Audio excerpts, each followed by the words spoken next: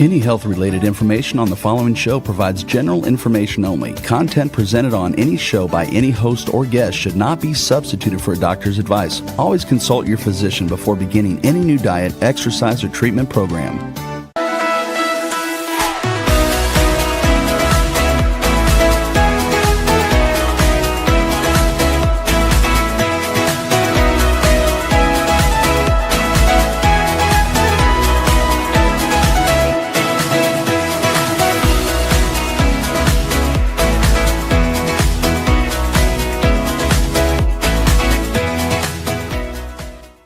Welcome to 5 to Thrive Live, a podcast about thriving for those who have been affected by cancer and chronic disease.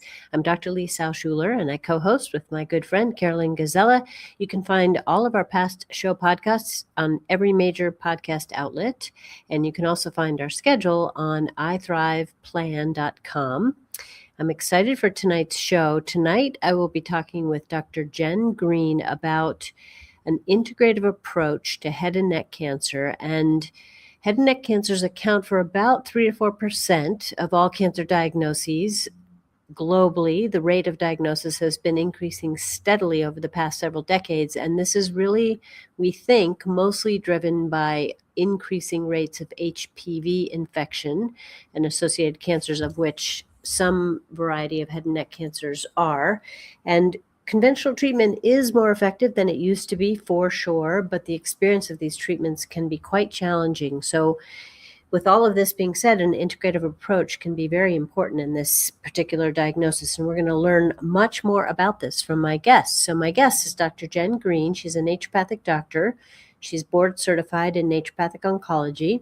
She founded the naturopathic department at Beaumont Hospitals in Michigan in 2008, and she served as the department head there for 5 years.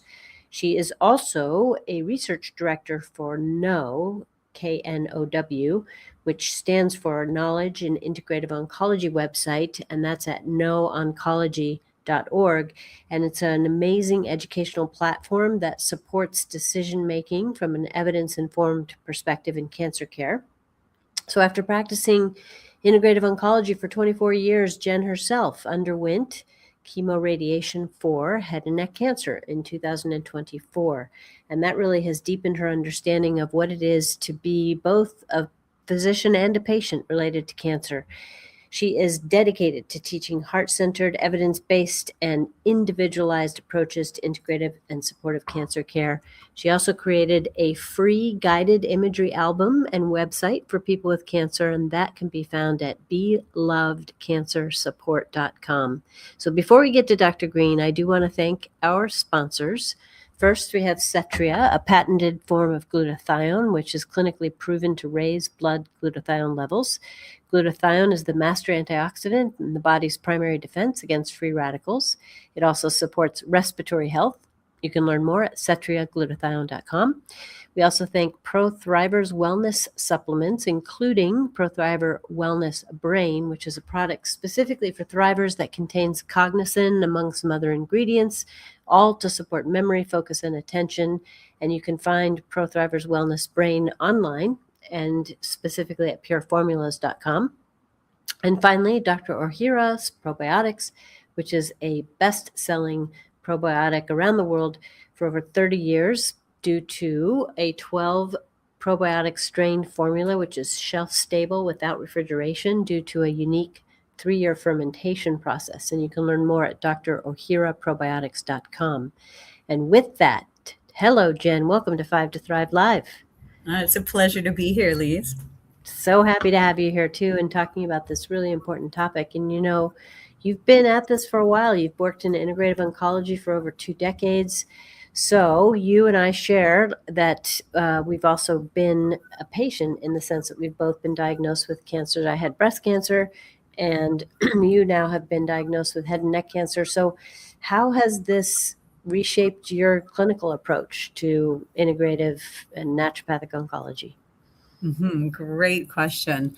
I mean, definitely, I think I have a completely different appreciation of how overwhelming it can be to go through cancer, both the diagnosis and also just all the decision making that goes with it and the juggling of appointments and the disruption to one's daily life. So I just have a whole new understanding about how we have a sort of maximum willpower that we can dedicate to various parts of healthcare and self-care and integrative care. So I think it's really changed how much I try to meet people where they're at and not overwhelm already overwhelmed people. And then, just more specifically about head and neck cancer, certainly I have a new appreciation for how important pain management is. I think I couldn't, I'm an empathic clinician, of course, but I really couldn't understand on that really deep level till going through it myself, how when taste and appetite, when that basically disappears, there's sort of a pleasure deficiency that happens. Depression is really prevalent in head and neck cancer patients going through treatment. And a lot of that is looped in with the level of pain and the level of just sensory changes that are happening. So our integrative therapies make a huge difference in those areas. So I think it's a very impactful place for us to put our energies and our integrative supportive care. And, just on a more personal or spiritual level, how cancer is a catalyst for even more expressed love. Love that. Totally agree. I felt like when I was diagnosed, I felt like I had this magic button on my lapel, and it was radiating this force field, and it caused everybody who came near me to automatically act in their highest self and with love and compassion. So I was met and surrounded by so much love, and it just grew my own capacity to love as well. So yeah, I love that you say that. I want to start kind of pick up from where you left off in a way, and start with the end goal in mind. So let's work our way backwards. So what, in your opinion, does an optimized experience of head and neck cancer look like? Yeah, in this sense, I would say it's my vision and hope for all people going through cancer, not just head and neck, but that we can move through traumatic experiences and not be traumatized. That even though the experiences are very intense at times and the treatment's very harsh at times, that they don't have to necessarily swamp our own personal resources and ability to handle it. So that's always my prayer is that people can, it's not like you sail through unscathed, but that you can really truly move through these experiences with a whole lot of post-traumatic growth on the other side, and really without being traumatized by it. Yeah. So let's now take a little bit of not a super deep dive, but let's dabble, shall we say, in some of the specific interventions that are really important. So the pain is an issue, and that's important for its own merit. Pain is painful, but it also affects people's ability to eat and to get optimal nutrition. So what are some impactful strategies that clinicians can prioritize, that patients should ask about to improve their outcomes and really just frankly their ability to stay optimally fed? Yeah. And again, this is a key issue that arises very uniquely in the head and neck cancer space, just because swallowing becomes so very painful when you're radiating locally. And also the muscles actually weaken very, very quickly if they're not being used. And so even though it's counterintuitive, because people naturally don't want to eat during treatment and may even want to fast or things like that, continuing to use the muscles, chewing and swallowing, keeping the esophagus from sticking to itself, keeping that patent is really, really important. And there was a really amazing trial out of Australia where they had nutritionists who were also trained in motivational interviewing meet weekly with people going through treatment during their radiation, and then every 2 weeks for 3 months afterwards. And for every 6 people that they put through this, they called it Eat All Through, EAT, Eat All Through nutrition coaching program, they had an extra person alive at 5 years, which is an astounding numbers needed to treat. It's unusual to see such a high survival benefit. So this is a really clear indication that our intervening with nutrition interventions, actually having people continue to eat as crunchy foods or as challenging foods as they can tolerate without stepping down to soft foods until they really need to. And, that time will come where a soft food diet or a liquid diet might be necessary, but really using a stepwise approach to continue eating as much and as wide a variety of foods as possible, even once saliva starts to go down and all of that. Nutrition is really that impactful. We're so used to thinking of it as a soft therapy, and it really improves survival rates. Yeah, that's an amazing statistic. So I'm just sort of curious, and this is unfair, I admit, but just thinking back perhaps on your own experience, do you have any foods in particular during this time where it's starting to get challenging to eat foods, it's starting to be uncomfortable, that provide nutrition and that still keep the muscles more active? Yeah, I mean,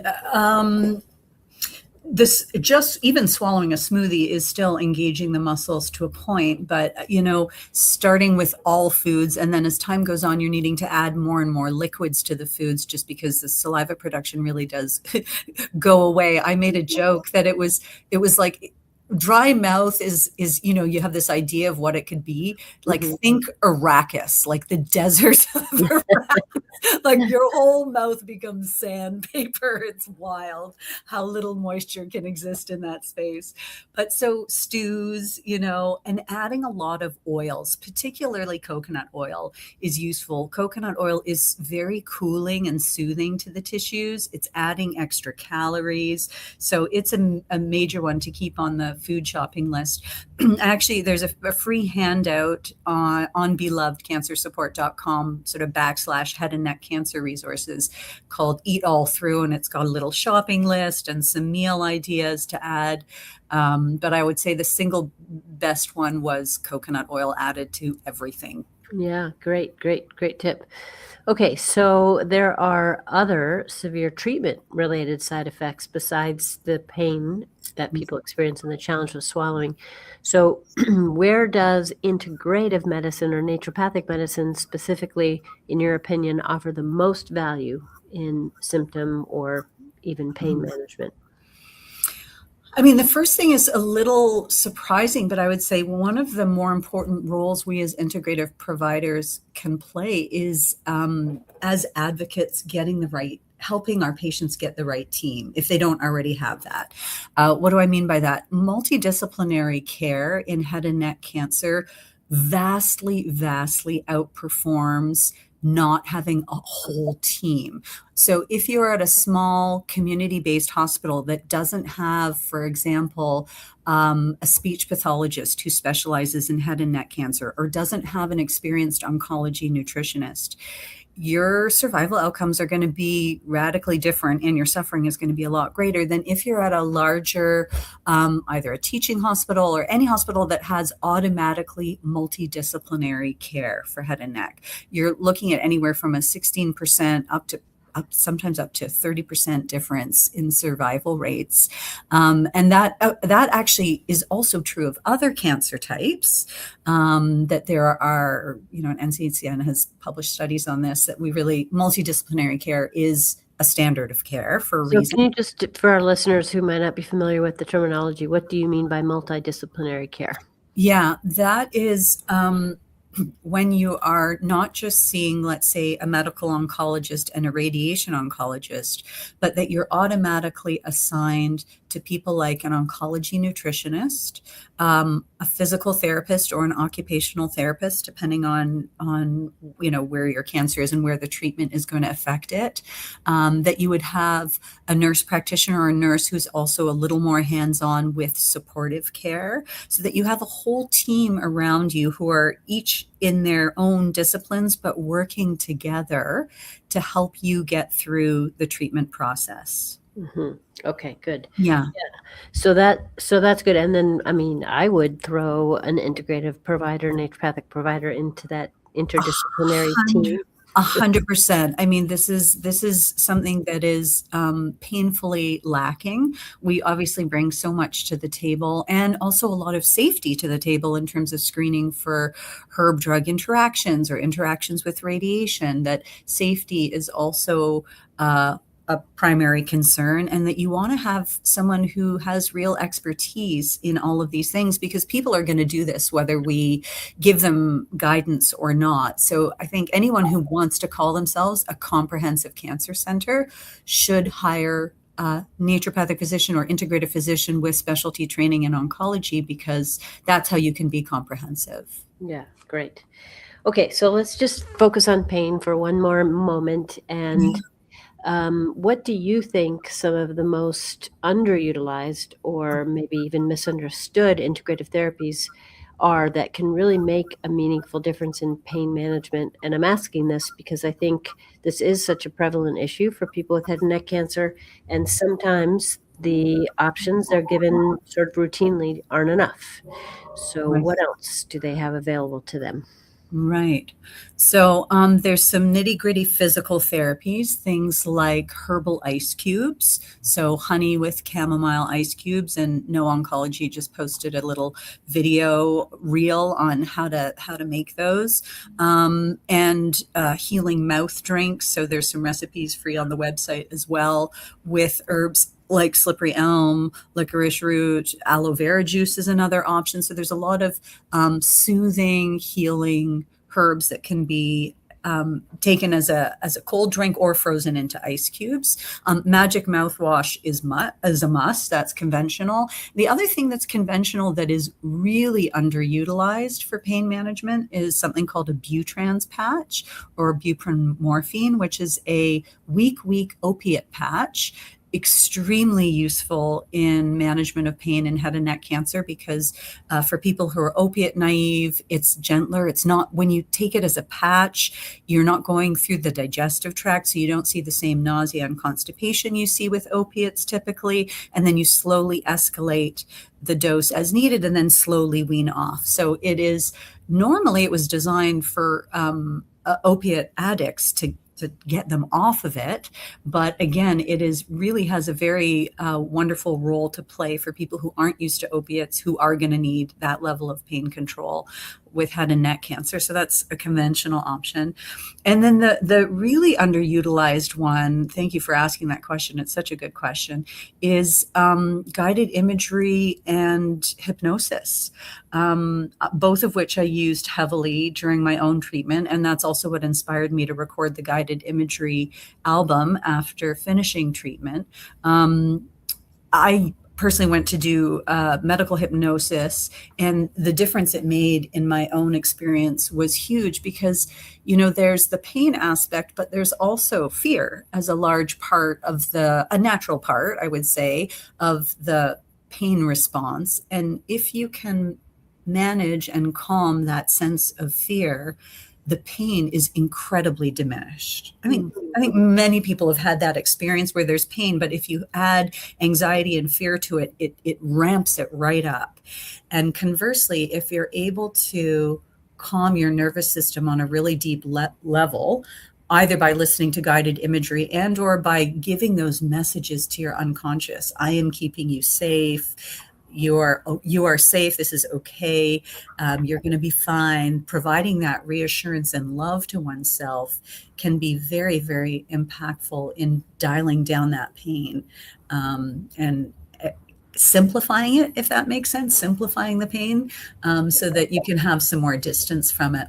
And, the last thing is a hard one to, you can't give it to someone else, but you can inquire about it to try and help clarify and really elicit someone's focus on what is the meaning and purpose that is going to allow them to tolerate suffering. So, for example, one person's meaning and purpose might be they want to see their grandchild's go into grade 1. Their grandchild go into grade 1. Or it might be that they're trying to get to a wedding next fall that they want to be at. It might be, like for myself, I felt that this was part of a divine curriculum I was given. So for me, part of my meaning and purpose in going through treatment and tolerating the suffering was to see how I could help alleviate other people's suffering from this. When we know that, I think it's Viktor Frankl, I can't remember exactly, but I'm pretty sure it was him who said, when we know the why, we can tolerate any what. Yeah. It's the why you're talking about is I just want to make a distinction, because it's the why of what, like there's a slide I still use actually in some of my presentations where people often ask, why me? Like, why did I get this cancer? And so the slide is like a slide of a bunch of green tomatoes, and there's one red tomato in there, and I have on over those tomatoes, why not me? And I think it's that you're sort of answering that question. It's like, what is the potential learning, purpose, opportunity in this situation, as opposed to just lamenting the fact that we have a diagnosis. And I think the other piece of the why that's important to bring out is people often will say, why did I get this cancer? And they just berate themselves endlessly trying to find the cause or the why. But I think what you're saying is, let's just take this to a deeper, wider, more expansive place and really think about, how is this experience going to inform who I am as a human being going forward.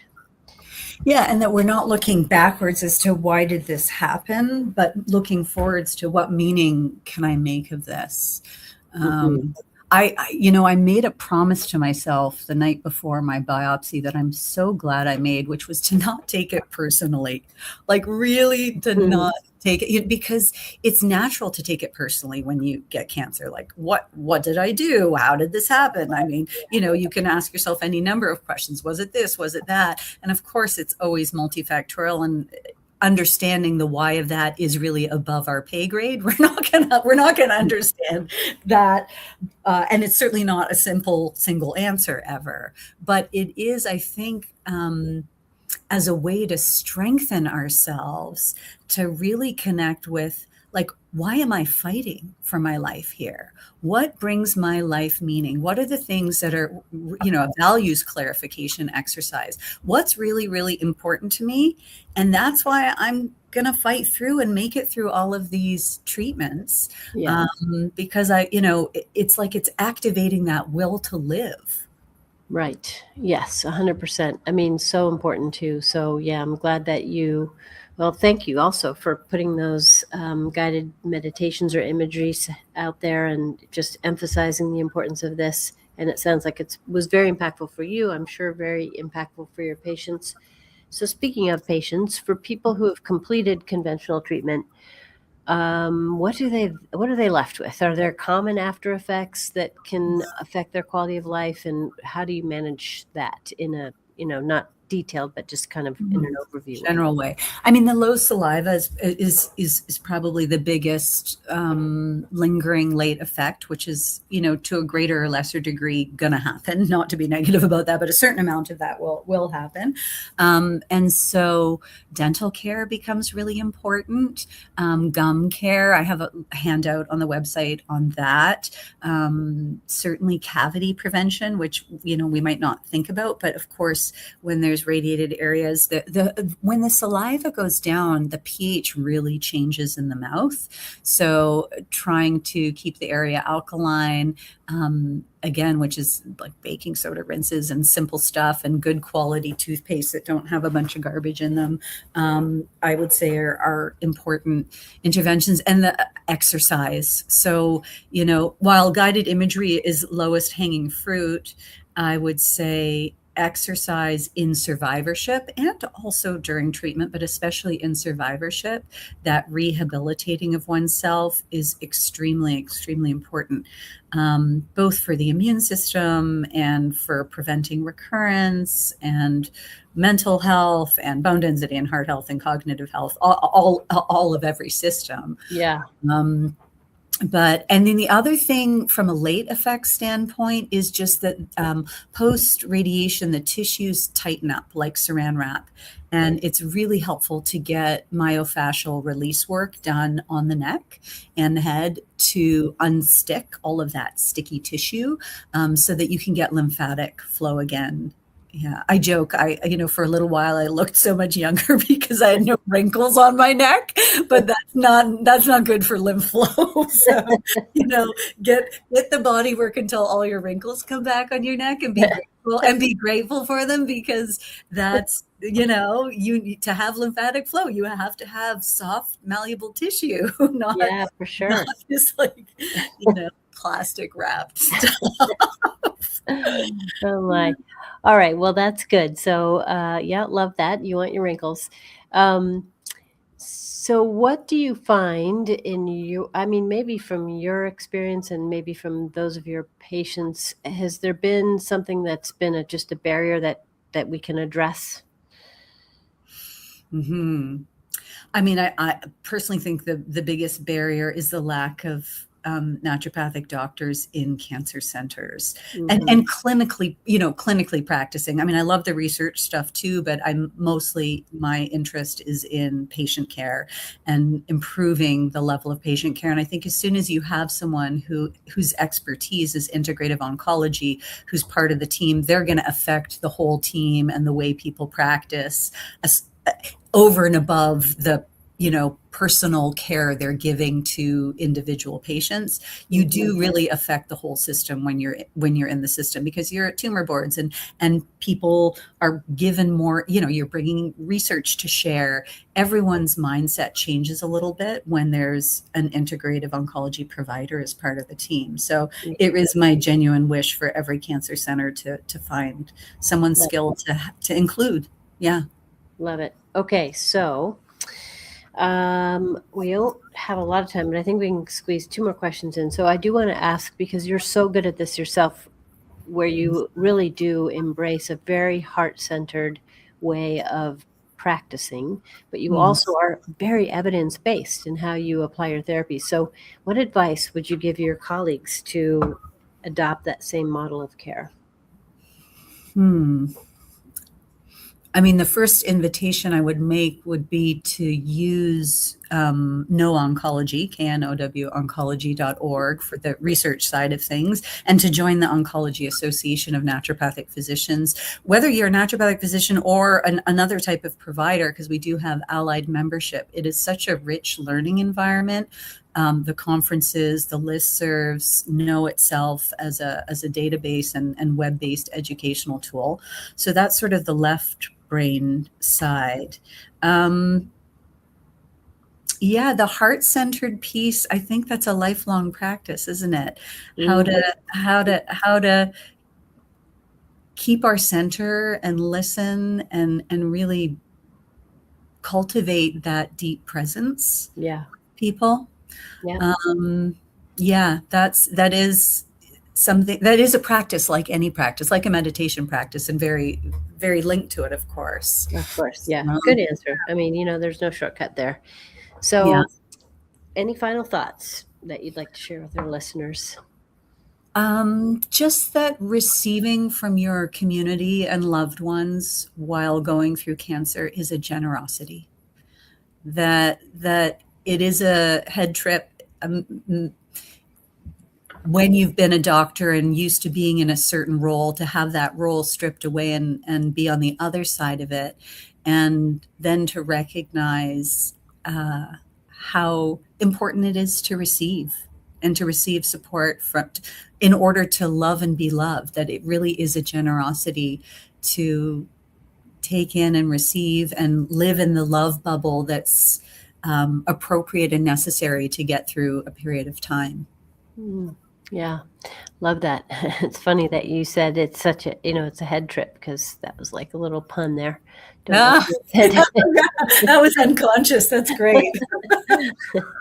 Well, this has been such a good show, and I just want to thank you for not only contributing in all the ways that you have for so many years to the field of naturopathic and integrative oncology, but also for now just so openly and confidently and warmly sharing your own experience, because I think it's so instructive and helpful for people going through this experience, both as patients and as clinicians. And so thank you very much. And where can our listeners find you? Do you have any websites, social media that you'd like to share? So my website is drjengreen.com, but the main website with the head and neck cancer support, and there's, I think, 9 different free patient handouts, is belovedcancersupport.com. And I'll be honest, I'm not really so on social media, but No Oncology, please follow us on knowoncology.org. We have an amazing social media presence with new studies being promoted through the social media, and also a wonderful free newsletter with monthly research updates that anyone in the field would really benefit from. Okay. And that they can sign up at knowoncology.org. Okay, perfect. knowoncology.org. And Dr. Green, thank you so much for joining us. And thank you, listeners, as well.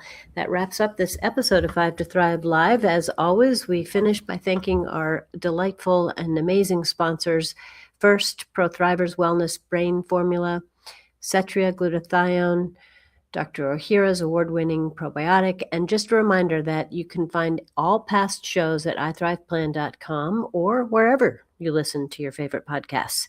So with that, may you all experience joy, laughter, and love. It's time to thrive, everyone. Have a great night.